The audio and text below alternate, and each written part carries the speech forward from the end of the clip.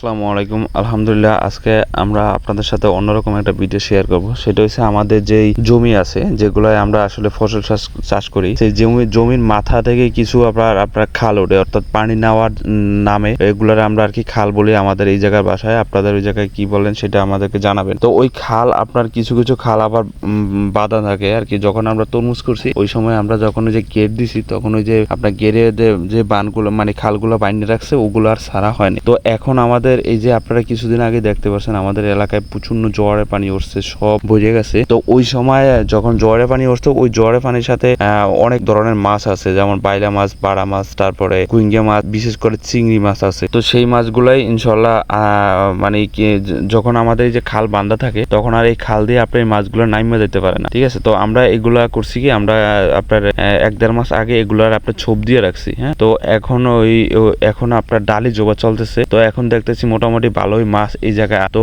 আমরা তার আগে প্ল্যান করছিলাম যে আমরা এই বাঁধটা ছাড়বো, তারপর ইনশাল্লাহ মাছ ধরার চেষ্টা করবো, কিন্তু ওই সময় জ্বরে পানি চলে আসছে, তো আমরা আর আসলে মানে মাছ ধরতে পারিনি। তো এইবার এখন ডালি জোবা চলতেছে, তো এইবার চিন্তা করতেছি যে এইবার আমরা ইনশাল্লাহ মাছ ধরার চেষ্টা করবো। তো কালকে আমরা দিনে আর কি বাঁধ ছাড়া হয়েছে জোয়ারের পরে, কিন্তু আপনার পানি মানে হয় নাই, আপনার নাইমে হারে নাই আপনার পানি বড়া। তো তারপরে আমরা আজকে সারা রাত্র এই জায়গায় 4 জন লোক ছিল, তারা এই জায়গায় পাহারা দিছে আর মিশিং দিয়ে পানি ইচ্ছে, তারপরে আপনার পানি কমাইছে। তো তারপরে ইনশাল্লাহ আমরা এই মাছ ধরা শুরু করছি আল্লাহর রহমতে। রাত 3টায় আমরা আসছিলাম একবার, তখন আইসা দেখি যে আমাদের এই জায়গায় এখনো পানি শেষ হয়নি। তো আমরা আবার চলে গেছি। তো আবার আমরা মানে সকালে আসছি, আসার পর ইনশাল্লাহ আমরা মাছ ধরা শুরু করছি। তো মোটামুটি আলহামদুলিল্লাহ অনেক ভালো মাছ পাইছি। এগুলো হচ্ছে আসলে মাছ, আপনার বিলের মাছ। তো এগুলা মানে অন্যরকম একটা মজা আছে খাইতে, এগুলার অনেক সুস্বাদু, অনেক মজা। তারপরে বিশেষ করে বাইলা মাছ, চিংড়ি মাছ, তারপরে হচ্ছে বাড়া মাছ, তারপরে ছোট ছোট বোয়াল মাছ,